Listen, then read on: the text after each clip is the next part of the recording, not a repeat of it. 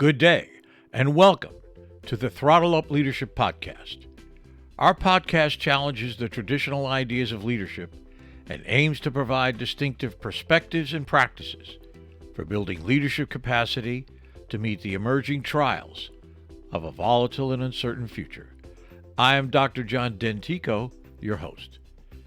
Is the notion of talent wars nothing more than yesterday's news? Have we come to understand that in the search for talent, the talent has already won the war? How does personal well-being factor into the decision to remain or leave an organization? If any of these topics interest or puzzle you, then I am confident my conversation with award-winning author Stephen Howard will be illuminating and captivating. So let's get started. And if you enjoy our podcast, please like, share, and subscribe.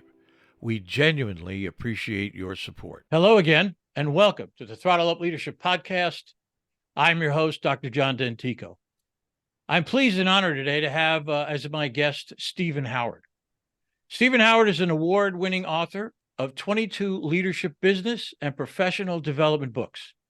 His latest book is Illuminating Leadership: Mindset, Skills, and Behaviors for Being a Successful, People-Centric Leader.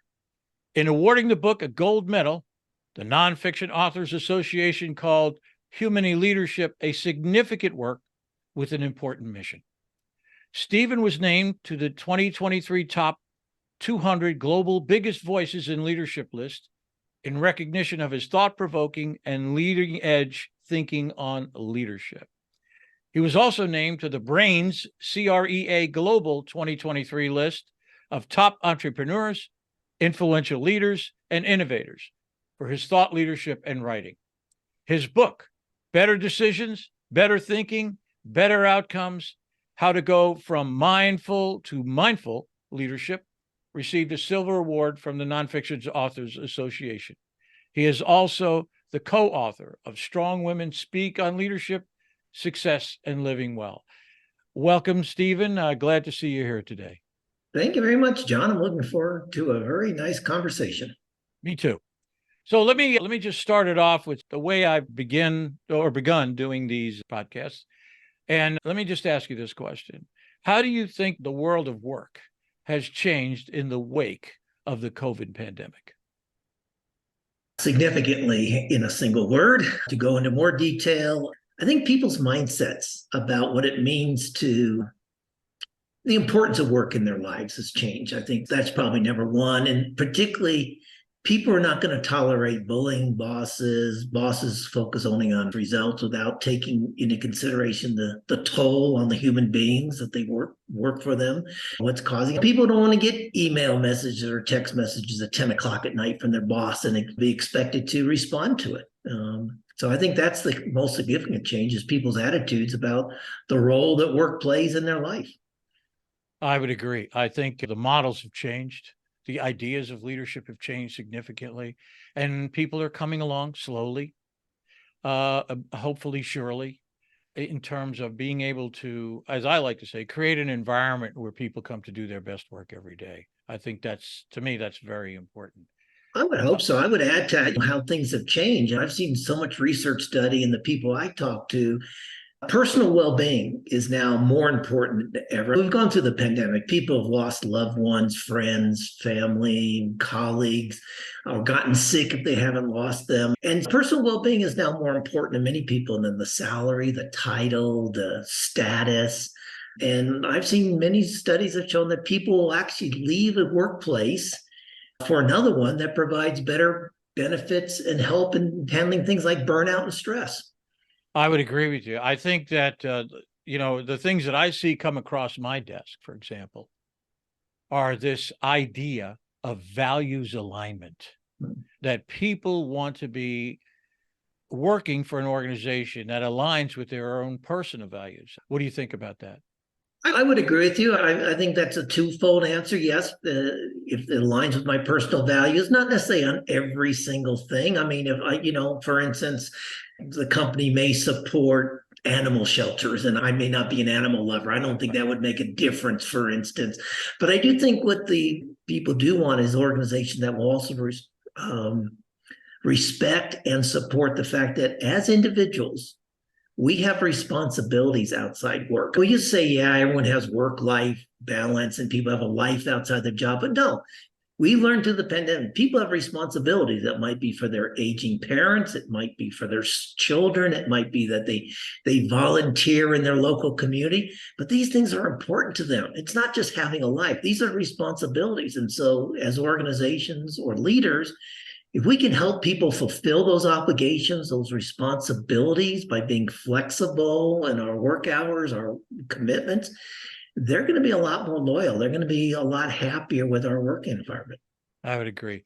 It's interesting. It's been my experience that most organizations do a pretty decent job at hiring good people, hiring the right people. Yes.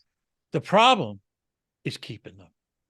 Okay. I read a survey the other day that said the average time a person spends in a job today is 4 years. And after 4 years, they're done. They may move on. Now, if you use the old marker of a 30-year career, for example, and you divide that out, it's 7.5 different jobs that a person may have in their life. Let me ask you this question. Give me one or two keys in your opinion that helps an organization retain the good people that they've hired. That's outstanding, John. And you're coming from the right direction there. I think people do hire good people, but then let's turn it around. What do people do? They join organizations, but then they leave managers after 4 years. And so I want to join this organization. It's got great values. It's got a great product, or I can grow and develop, but then I get a lousy boss. So I leave. So I think number one, to keep people, look, most people in the workplace, let's call it 93, 94%, I don't know, but it's going to be way up there. They want to grow. They want to develop. So what do you want to put your focus on? You want to focus on the 5 or 6% who don't want to grow? Or do you want to focus on the 93 that do? And I think one of the contributions to the Great Resignation has been people stop developing, or organizations stop developing their people. There's no room for opportunities to grow. So people are saying, you know what? I've had my 3 years with this organization, or my 4 years, and I'm not going to get developed here. I'm not going to get stretched assignments. I'm not going to have my decision-making skills developed. You know what? I'm going to go somewhere else. And I'm not talking about training. I'm talking about developing. And so the part of that answer then is leaders need to be better at coaching and mentoring. This is not the HR's department to train people. This is and I call a leader anybody who leads people. And so it could be a supervisor, it could be a first line leader, it could be a team leader. Your responsibility is to develop people and bring out the best in them. And one of the things I talk about in the book and my speeches is a mindset change. It's no longer about getting the most out of your people. And look, I was a manager in the 1980s, and I got rewarded because I got the most out of my people. But today it's about putting the most into your people and then reaping the benefits for doing so. All right, I agree. You talked about development. I have a big 3. First is values alignment.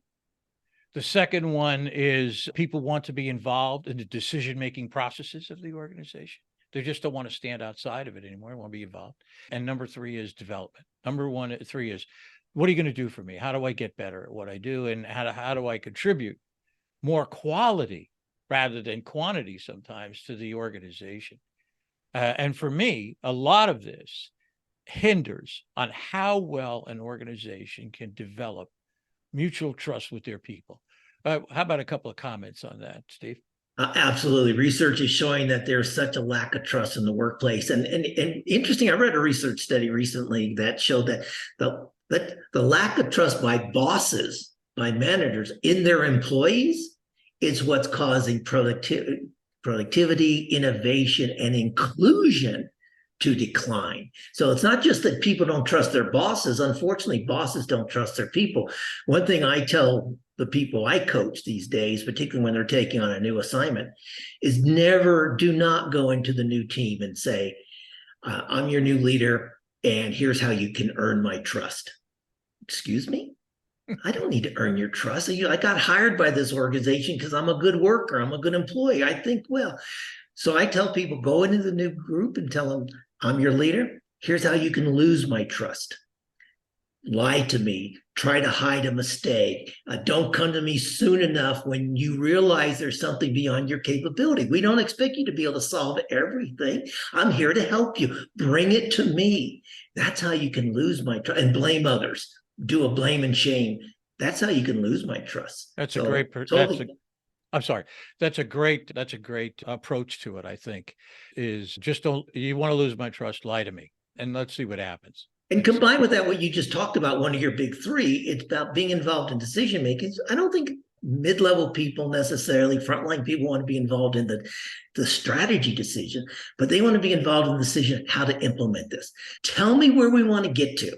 Tell me what good looks like or excellent looks like. Tell me what the results are, and then let me have input on how to achieve those results.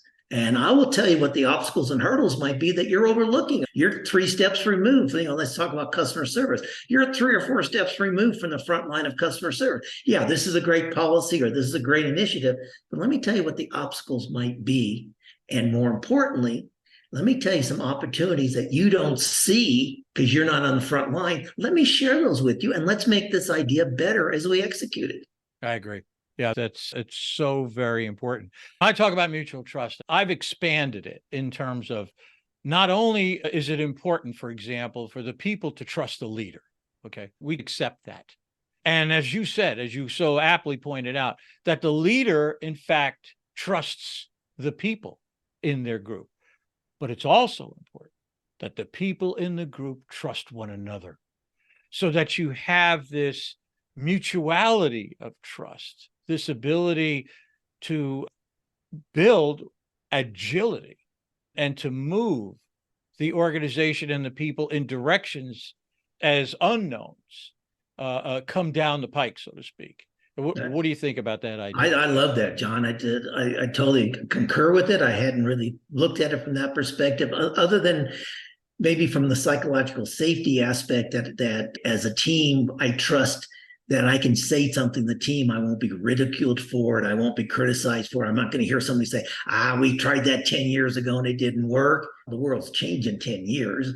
So yeah, I totally agree. But that trust, and belief, if you will, that look, we're all here trying to do the best we can under our circumstances of the company, our personal circumstances, even on the day. I may be having a bad day. Don't hold that against me. I'm a human being. Maybe I'm having a lousy day. I'll pick it back up tomorrow or 2 days later, whatever it happens to be. That's I agree. trust. Yeah, I think that what happens, you see it in this concept of systems thinking, for example, right? If you have a system, a group of 30 people, they're part of your system. If someone in the back, someone a little somewhat removed, doesn't trust someone else, the information flow gets hindered. The knowledge passing gets hindered. And then all of a sudden, what you have is this flow down, if you will, of a systemic effect on the rest of the group, because someone there is not sharing information, which is now referred to as quiet restraint, by the way. Quiet restraint. Yeah. Or what I like to tell people is leaders who don't listen will soon be leading people who won't be talking. That's right. They won't be sharing. Let me ask you a question here about leadership and management. How would you differentiate leadership and management? I love that. And to me, I say that leaders, again, supervisors, first line leaders on up to the C-suite, or entrepreneurs, wear 3 hats. You're going to be an individual contributor. There's going to be things you still have to do. There are going to be times you need to be a manager. And with the manager hat on, you're more directive. Maybe with younger employees who don't have the experience, you're telling them not just what to do, how to do something, but what to do and how to do it. But a leader is going to be spending more time on longer term things and telling people, look, this is the vision. Help me understand how we get there. Managers are more directive. They're short term. And the old story, they're making sure things are done right. And leaders make sure people are doing the right things, so to speak, is the old story here. So I think, but the key thing here to me is that whatever you're doing, be intentional. Know that you got your manager hat on now. And this is why you're being a manager, or being directive, being more specific or explicit. Know when you have your leadership hat on. Know when you're listening more. Know when you're coaching and mentoring. And a good example of that is feedback. A manager will give you feedback and tell you what you're doing wrong and how to fix it. A leader will sit down with you and with feedback and say, let's look at the results. Tell me what you think went wrong, what went astray here, and what can we do? Not you, but what can we do so we get better results in the future? The manager's kind of in the moment focused and the leader's future focused, if that makes sense. Yeah, it makes sense to me. Let me, in our exchanges before we actually recording this podcast, we had talked about, or you had mentioned to me, let me say it that way, that the obsolescence of the current leadership ideas and thinking. Let's take a step back. Take a bit more of a global view to this in a sense, and in terms of characterizing the differences, characterizing the obsolescence of current leadership models and definitions. We had a good exchange of emails because I have a phrase that I use that basically says leaders need to unlearn management and relearn to be human. And we had a good exchange about that. And I say that kind of get people's attention. I'm not saying you have to unlearn management completely, because as you say, there are things managers need to do. And I clarify that by saying the mindset change is you manage things, you manage policies, processes, procedures, projects, but you lead people. No one wakes up in the morning and says, I can't wait to be managed by my boss. Nobody wakes up and says, I'm so looking forward to being micromanaged today.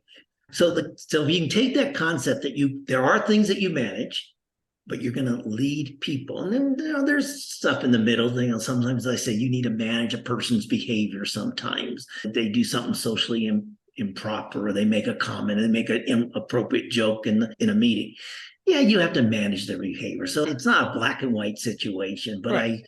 I say that managing people is a 1980s construct. One of the first programs I ever taught as a facilitator in the bank I was working for was called Managing People. And that was so I'm saying, change your mindset. You don't manage people. You manage all this other stuff, but you lead people. Okay, great. Let me ask you about one of the other statements that you had mentioned to me, and I want to revisit this. I think we've touched upon it already, is this sense of personal well-being, that you promote this idea of personal well-being. Why don't you give me a few more groups, if you will, on that idea? Okay. Thanks, John, for the opportunity. If we go back 10, 15 years, we talk about workplace wellness or workplace safety. It was all about minimizing accidents in the workplace and preventing deaths. We've gone so many, even before the pandemic, we were starting to talk about mental well-being, emotional well-being in the workplace, and it got buried by the pandemic. But coming out of it, we realized that, look, as leaders, we are responsible for the personal well-being of the people reporting to us, as well as our own personal well-being. And so for instance, research shows that up to 80% of workers, depending on which country and which industry you look at, have said they've experienced burnout in the last 12 months. One of the things I say, leaders, go Google. There are like 6 early warning signs of burnout. Just Google that and know what they are. And so that you can help people either head off burnout or, if possible, prevent it, or at least cope with it. Now, burnout's one of these things that doesn't happen overnight. We experience it overnight, but burnout is a lot like the holiday season in the Western world. In America, we're going to start with Thanksgiving, and we're going to eat ourselves crazy until the first week of January. And other parts of the world maybe starts a few weeks later. You don't wake up on January 3rd suddenly 6 pounds heavier. Over those 6 or 8 weeks, you're putting on a half pound here, a half pound there, a quarter pound, and then suddenly, oh my gosh, I stepped on the scale. I've got to do something. Burnout's the same way. It increases slowly over time until suddenly that person just collapses. They can't cope. They're burnt out. They need multiple sick days. They need time away. They may even need professional help to overcome it. So that's my attitude, that we have to take more responsibility for the people working with us, to partly to say, hey, look, it's okay to talk about this. I'll wrap up real fast here. There's research from Gallup that shows that 42% of women and 30% of men will not approach their direct supervisor to talk about burnout or mental unwellness or anything else. And it's not men reporting to men or women reporting to men. It's not a gender issue. There's a stigma in the workplace that we don't talk about these issues. One thing we need to do is start talking about that, start understanding what are the causes of burnout, what are the causes of stress, what's the cause of anxiety, and what can we do to minimize those in the workplace so that we have healthier workers. And as I said earlier, people will tell you they will quit their jobs and work for somebody else if the current organization is not helping them cope with burnout. Yeah, it's also been my observation, riding along with that idea of not telling your boss about burnout is, I think many times I'm involved in this process of strategic thinking as opposed to strategic planning. And one of the things, the way I characterize it is, strategic planning looks to find answers to questions, and strategic thinking makes sure you're asking yourself the right questions. Absolutely. So along with that, when people don't want to talk about maybe bad news or news that's not positive, they see, I think many times they see that if they bring the boss bad news, there'll be a reflection on them. I'm bad. I can't handle this. There's something wrong with me. What they forget is the boss's job is bad news. That's if everything's perfect, great, no problem. The boss's job is bad news, and they've got to be able to cope and deal with it. Yeah. And I think bosses and leaders need to show a bit of vulnerability. I think it's okay to go into your team and literally say to them, you know what, folks, I'm mentally exhausted. It's 2:00. I'm going to leave early today. Now, if there's an urgent, if the building's burning down, please call me. Right. But if anything can wait till tomorrow morning, please do. And just to say that to the team, because you're right. If I work for you, John, and I come into you and say, John, I'm feeling a little under the weather today. I got a few sniffles. I think I'm going to go home and I'm going to just take a rest day today. Is that okay with you? And, oh yeah, go ahead. Get yourself in shape. Not you, but if I come to a typical boss, say, hey, John, my brain is fried. I'm exhausted. I can't even think straight right now. I think I'll take a few hours off. Is that okay with you? Hell no. Pull up your socks. Get in the game, boy. Come on. Push through it. You can do this. Don't be a weakling.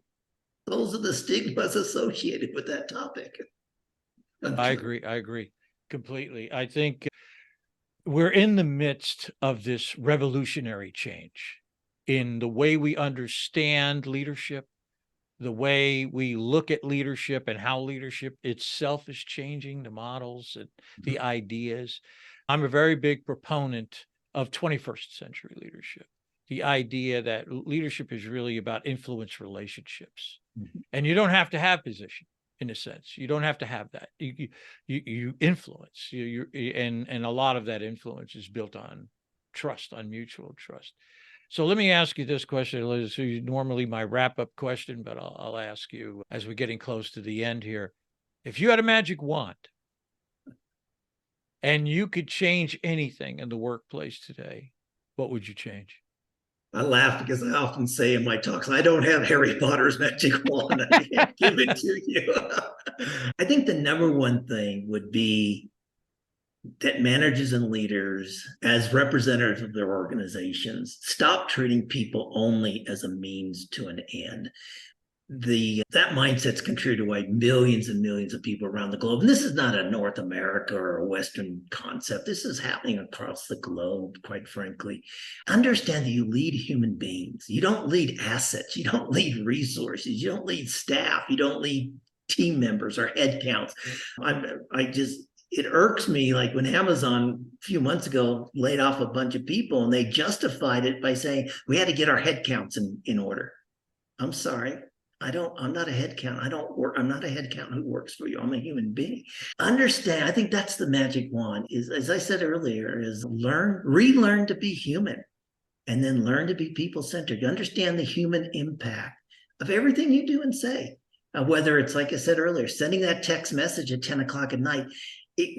Think about that. Not only does that person think, oh my God, I got to answer this, but what does it do to that person and their relationship with their significant other or their family members? The other person, why are you having to deal with work at 10 o'clock? We're having this conversation, or we're enjoying a drink together, or we're enjoying this movie together, whatever personal time that you're having together with your significant other, and suddenly email blows up and you got to respond to your boss.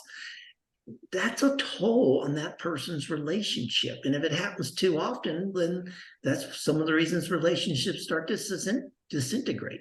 So that's what I mean by relearning to be human. I agree. And I think it has an absolutely powerful impact on this notion that we find ourselves in of the talent war that's going on right now. That we look around and we see layoffs here, tech layoffs and different things here in this organization, but we're in the middle of a talent war. People are fighting to get good people in their organization to advance the cause, if you will, to advance the purpose of the organization. So I think that what you talk about and all the things we've talked about in this brief time really impacts who's going to sign up in your organization and who's going to stay. I'll let you have some closing comments there. My closing comment is the talent war is over and talent won. And I see that I had an organization I coached to, and they hired 2 people at the end of December of this last year to start in mid-January. And both people, because they weren't onboarded properly, they weren't explained right, and they got into the organization, they quit. Both of them quit within 3 weeks. So by early February, and neither had another job. They just said, you know what? No, this environment's not for me. This boss I'm working for is crazy. They don't respect me. They contact me all crazy. I know forget it. I'm going to leave now and I'll find another job in 3 weeks' time. Talent has won. And so I think that's very important. And the reason it's won is that if we don't treat you like a human being, you're not going to stick around. That is an absolute profound observation. Talent won. We won't put up with this anymore. We won't stand for this anymore. We're out of here. See you later. Have a nice day. It's interesting. I think historically this has happened because over the last decade, so many people have said, I'm not putting up bad customer service. Life's too short. I'm not paying for this. I'm not going to do it. And if I get bad customer service, I'll change and go somewhere else. Now we're saying the same thing about our organization. If the organization doesn't treat me as a human being, if the organization doesn't respect me, or my boss doesn't respect me, if the organization doesn't understand I have responsibilities outside work, and those are important to me, is equally as important as my work responsibilities, I'm out of here. I appreciate it. Steve, you've been a great guest. I appreciate your time and your knowledge and your experience so very much here on my podcast. And I want to wish you a great future and a wonderful day. Thank you so very much again for being a guest on the Throttle Up Leadership podcast. It's been my pleasure. And it's likewise, John, you've challenged me with my thinking. I love the fact that we had the dialogue beforehand and you made me sit and think a little bit and get myself prepared for your questions. So great interview. Thank you very much. Great discussion. Thank you so very much. Take care. Thank you.